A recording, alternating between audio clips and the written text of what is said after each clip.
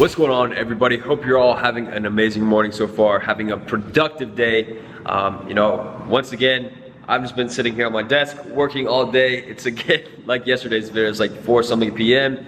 Been on call since the morning. But what I want to talk about in this video real quick is opportunity awareness. This channel started out as a channel about e-commerce. That's how I grew my following, was about e-commerce, because that's what my skill set was and people wanted to learn about it. There was a demand to learn about it. But I don't want it to just be an e-commerce channel. I want this to be an overall business channel. And I feel like a lot of people think that they see me doing e-commerce, dropshipping, whatever that's the only opportunity there is. But one thing that I've even come to realize, over the past several months, is that there are so many opportunities everywhere.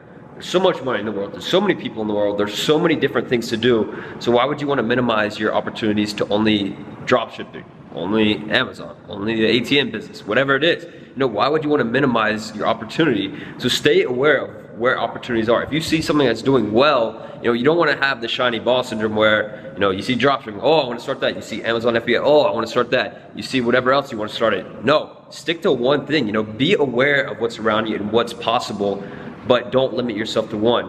If you find something that you really like and you want to get into it, go on into it though. First off, you want to learn, you want to adapt and see if it's something that you actually like and can be profitable with. But what I want you to do is not in a sense of staying aware of, trying all the different opportunities at once, but building different income streams, building different things, being aware of opportunities.